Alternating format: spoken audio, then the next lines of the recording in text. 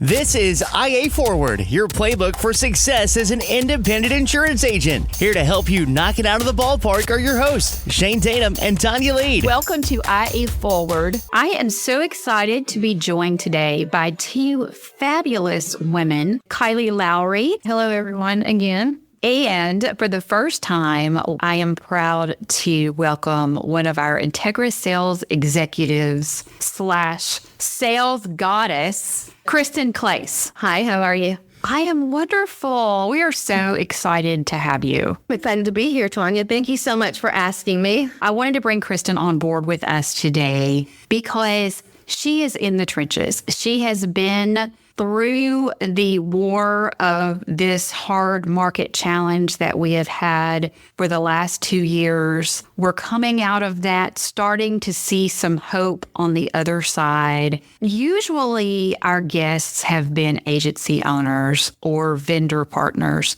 but we'd never really had the opportunity to sit down with you as one of our star sales executives to talk about how are you handling this? How are we handling this as we're moving out of this hard market back into something a little more normal and having a little bit of hope? We're trying to have a little bit of hope. That is the main thing. Right now, it is actually really difficult to have the conversations. And it's one that's a mind block to get through to talk to the customer, to relate with them. Because we all have insurance. We all drive something, we live somewhere. We're all going to be having that exact same problem. So we try to relate to my customers and let them know that I am with them and try to fix it. You are one of our trainers that not only helps our retail agency, but all of our partner agents as well. And I know that you have been working very diligently to help our partner agents. Kylie, why don't you share a little bit about some of the things that you and Kristyn have been working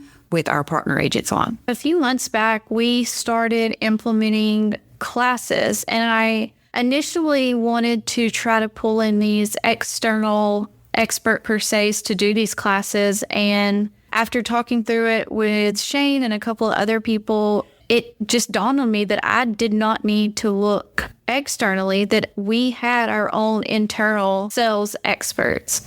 So why not use the resources and the people that we have here that are great at what they do and can convey that knowledge to our partners? And so that immediately led me to Kristyn, who has tenure here and has been great at what she's done for several years, and got her to just start conducting regular classes that just get down to the nitty-gritty, starting from the basics all the way up the sales process. What does that look like for her? And what are the best practices that she uses on the daily that other agents could probably use as well to help not only provide a smooth and efficient sales process, but also maintain a great customer relationship? So Kristyn, tell us, what is the secret to your success? Making it personal. Every customer that I have, I make it personal with them. I want them to understand that I am not just an agent, but I'm someone that they can trust, because that's super important.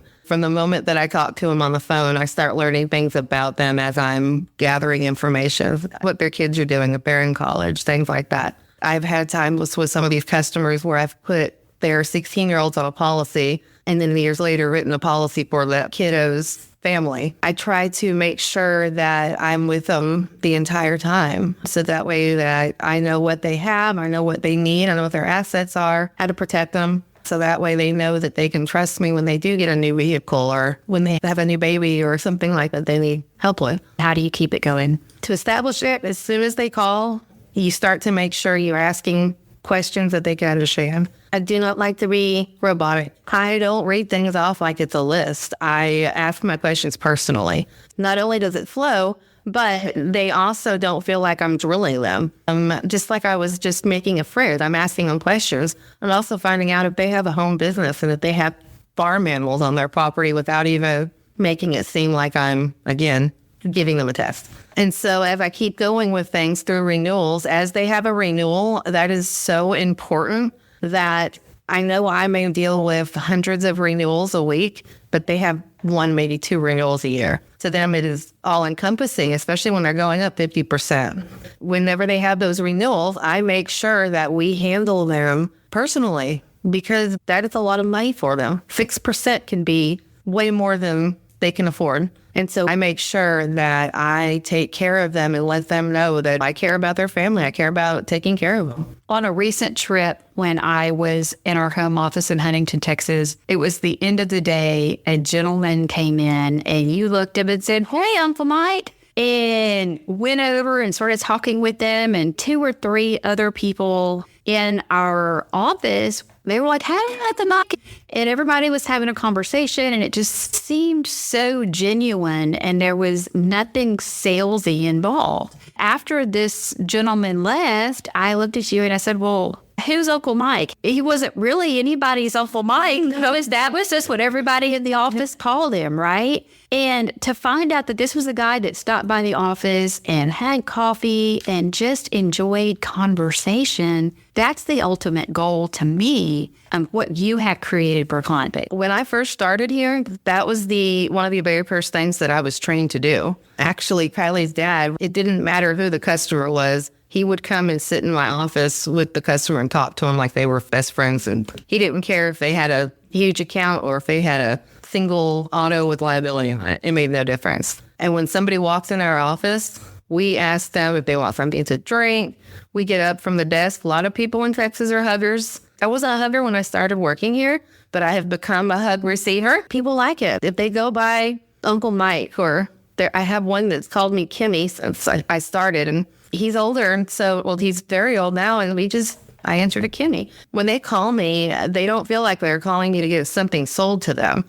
I had one today that's buying a brand new Can-Am side-by-side, and he was wanting to know how to protect it before he bought it. It ended up becoming a sale, but to him, it wasn't. He was making sure that I was protecting him before he brought that home. I don't sell things. I protect people. And you figured out how to become that trusted advisor. What would you say to the agency owner, to the producer that is all about automation, that is saying, "I don't want to talk to customers. I want customers to be able to go to the website, fill it out. They're going to get a quote back. I don't ever want to talk to them." And it's great. Automation is meant to help agents. That's what it says. I've been trying to embrace it myself, but they are as loyal to you as they feel you are to them. So if they don't know who you are and you don't speak to them ever, then you're just a name that's behind your screen. So whenever their renewal comes up and they go, "Oh my goodness gracious, this has gone up 60%. They're going to do the same thing they did when they came to you. They're going to get on the internet and they're going to change it over to another company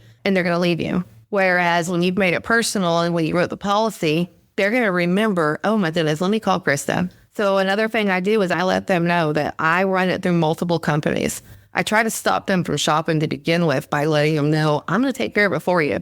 Don't worry, one-stop shop. I'll get you. I name my major companies. I'm going to shop you through them." And that a lot of times will stop people. They're like, "Okay, that's great. I don't have to get online." You've spoken to them. You've helped them. As an independent agent, I tell people that I don't work for the insurance company. I work for you. It is in our best interest to get you the best rate of coverage. So they feel like it's personal because it is personal.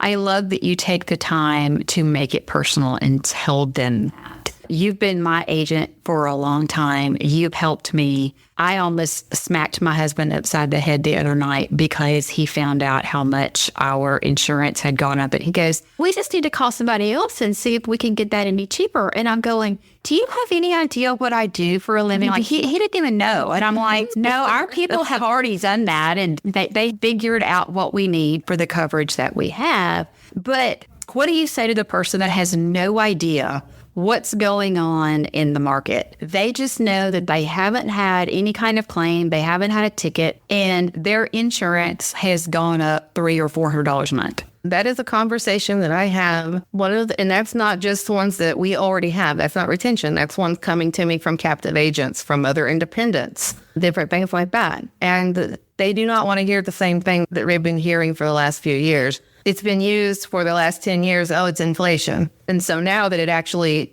is inflation and this is the way the market is and it's gotten so bad, that is being overused. They don't want to hear that anymore. They're wanting to hear, "I understand It's really bad. Let me look at it for you. Even if you can't do anything, you want to look at it. They want to know we've looked at it. So when I do that, now I explain it to them, and I tell them I've done this for nearly 20 years. I remember when I would get upset over a 12% increase. Now I'm sitting at 35% is normal. I use the example of my own personal auto. It went up 93%. It brought tears, and I am my own agent. I could not fix it. I tell customers that. So I relate to them. It doesn't make anything better for them, but I let them know I'm going to look at it because I am. I want to make a note of it. I want to be able to know what their increase was. And if I can't move them, I prefer not to move people. People don't need to remarketing and getting those policies shopped every single year or every single 6 months. It can get messy and they lose longevity discounts, and it's not as good as being able to keep them with the company that they have, especially if they have a good policy. So then I go over that policy with them. We're raising deductibles. We're looking at things like, do you really have $20,000 in firearms anymore?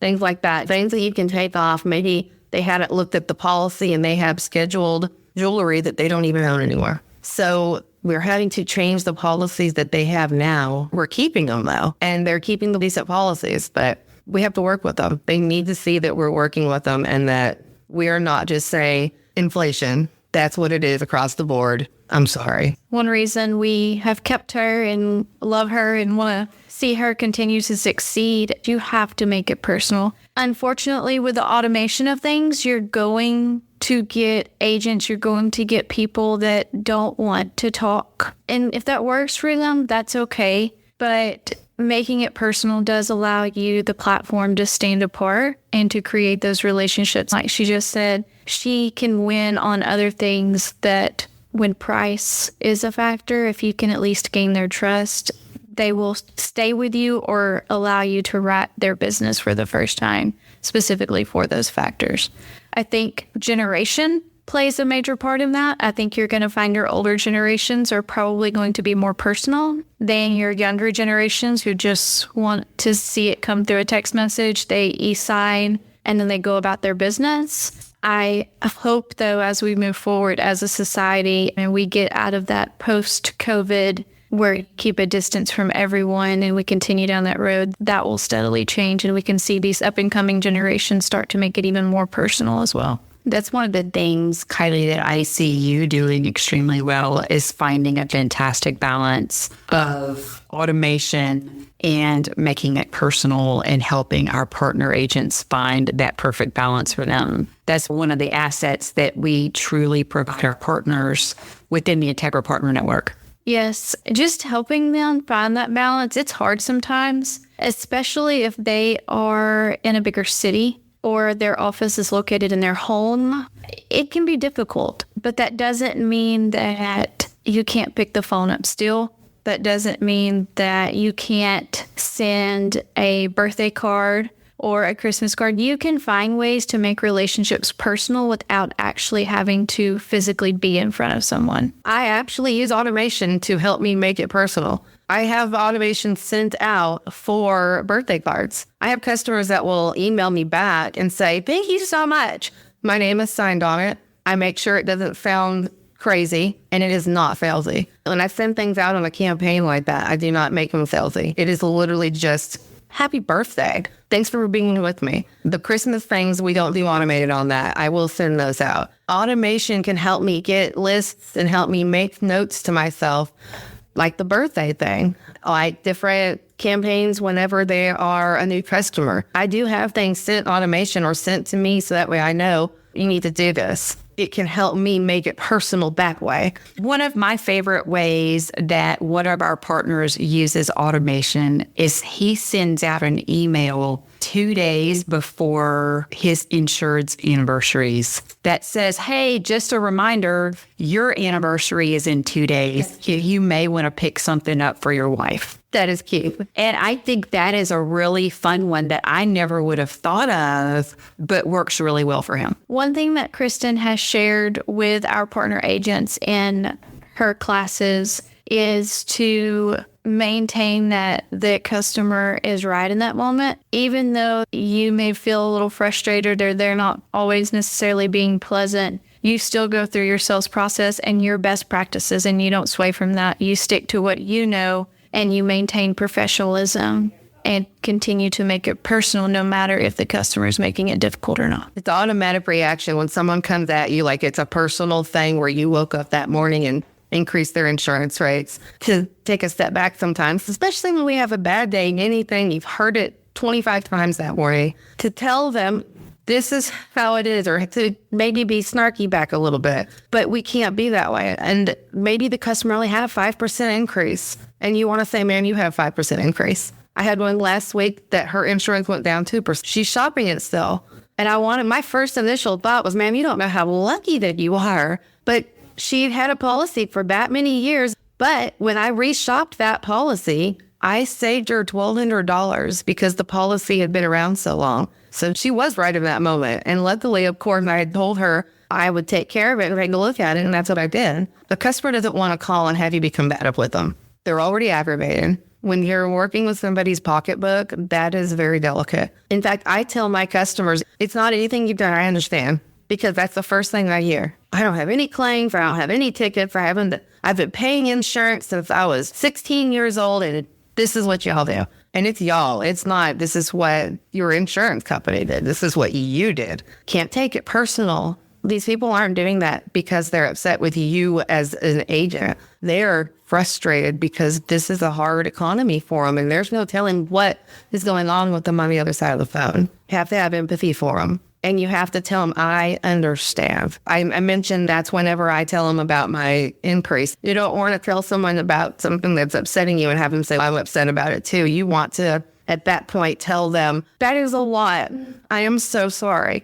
And I apologize. And that's when I explain. It's not explaining it to them factually where they are. I'm drilling it into them informatively necessarily. I'm empathizing, explaining why, telling them your record is clean. People love to hear if they have an impeccable driving record. So I tell them what discounts that they have. I let them know we are going to look at, again, that goes back to putting it back on. I'm going to help you either take care of this policy. We will find another one. We're going to do something. And you can't do it right then on the phone with them, but you need to let them know that you're going to take care of it. You do not want them to think that you're not taking care of it, because they're going to hang up with you and they're going to get on the internet, or they're going to call an agent that will take care of it. How do you deliver bad news? Very carefully and within a reasonable amount of time. So that is a hurdle even I have still. It is hard to call someone, and whether it be a new customer or it is a customer that you are trying to explain that you can't get them another rate, this is what their renewal is.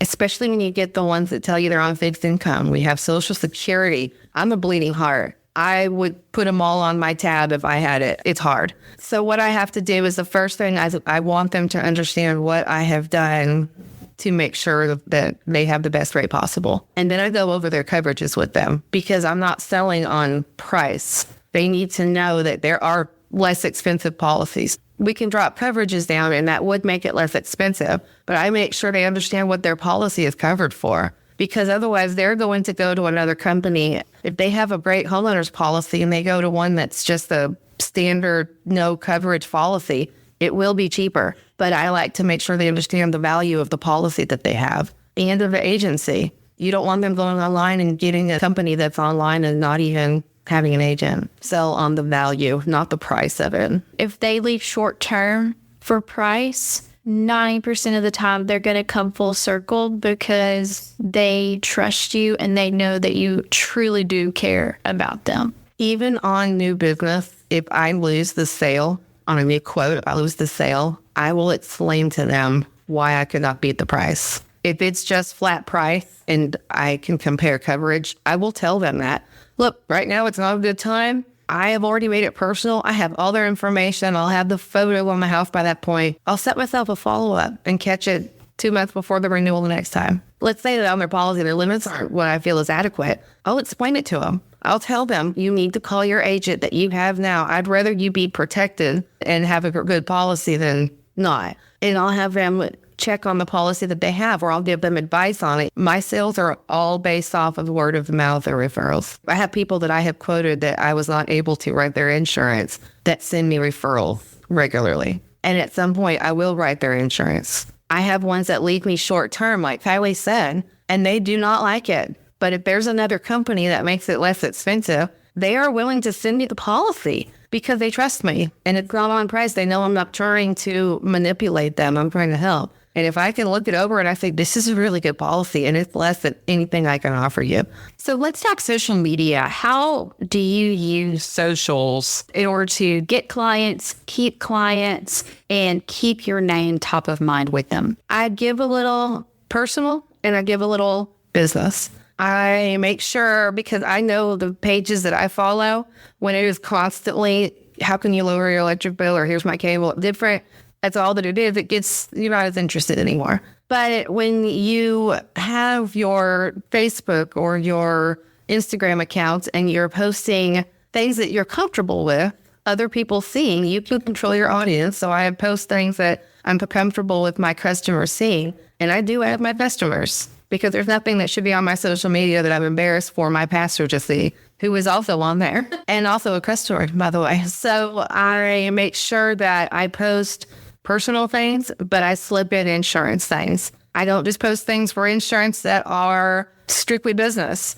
I'll put funny, appropriate insurance memes. I share industry things that are happening because I flip in things that I think might help people, whether they're my customer or not. Do you have a new roof? Have you told your agent that you've got a new roof? If not, call them, because they'll remember that. I had a gentleman today that messaged me on Facebook, actually, because he knew I was an insurance agent. It's on my friends list. And he asked me if I could help him with the purchase of a new side-by-side. And I was able to. I called him on the phone when we were going to make the sale, and he was happy, but it was all through Facebook. There are lots of agency owners that forbid their employees from being on social media during office hours. I understand where they were coming from, but it feels a bit draconian to me, because we are missing the opportunity to do exactly what you just did by having that policy. I would recommend that if an agency is going to allow a producer or anyone that they have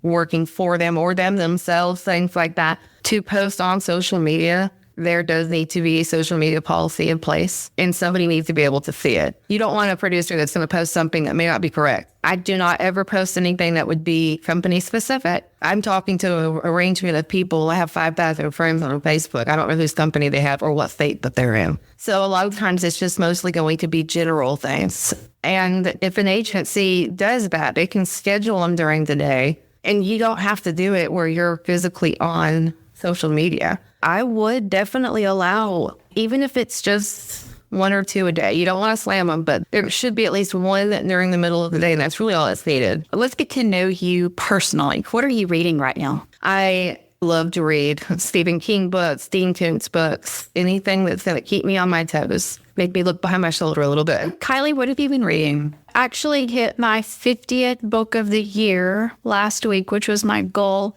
My genres are all over the place, and the favorite is historical romance or historical drama. The most recent book that I read was All the Colors of the Dark, which I highly recommend. Kristyn, if you like suspense, give it a go. Kristyn, how have you seen opportunities for women change over the last 2 decades? Women are getting into the insurance industry a lot more than they were before. When I came in, I was the only woman in my office. I had a male agent who I had been doing this longer than he had. He'd just started, but he was the agent. The company that I worked for didn't have a lot of captive agents that were female. So I worked under him. I didn't have very many coworkers that were female. They were all men. And over the last few years, I've been noticing there have been a lot more women that are selling insurance, that are becoming financial advisors. People like talking to a female many times because we empathize a lot better sometimes than men do. A lot of times when the women handle things for the family, they prefer to talk to another woman. They don't want to feel like they're being buffaloed by a man in a lot of cases. Or if it is the husband that takes care of the business in the family, then I have learned to adapt to that and be able to speak to him as well. What advice would you give to a female thinking about coming into our industry? As a mom, I have a young son. And with what we do in this type of business, we do not have to be in our seat from 8 o'clock until 5, 6 o'clock every single day. I have so much to do with my kiddo. I'm constantly having to do practices and things. You can balance your work life this way. If I need to do quotes in the evenings, that's what I do. But I always make sure I'm available for my customers. Kylie, from a non-sales perspective, what would you say to a female wanting to come into our industry? Honestly, the sky's the limit. We're seeing it in our own office today. You can hold any position that you put your mind to. I would encourage you to educate yourself. There's so much value in education, no matter what society says. Educate yourself to hold that power. Knowledge is power. And the more knowledgeable you are, the more skill sets you're going to have, and take those and use those to your advantage. Well, Kylie, Kristyn, thank you so much for sharing your thoughts with us today. This was really fun. Thank you so much for having me. You think you'll come back on with us again? Definitely will. Yeah. I will definitely come back. Kristyn, I'm going to let you leave us today with your favorite quote. Not whether you get knocked down, it's whether you get back up. Very good. I like it. Attitude's a choice. Make a great one. Bye, y'all. At the Integra Partner Network, we understand that carrier access is the key to your agency's success. That's why Integra offers direct access to top-rated personal and commercial carriers, ensuring your agency thrives in today's challenging market. And with our comprehensive resources, profit sharing and bonus opportunities, technology and peer support, all will you retain 100% of your book with no penalties to exit. Integra is ready to empower you and your agency to find sustained growth. Find your way to Integra. Visit IntegraPartnerNetwork.com today. That's IntegraPartnerNetwork.com.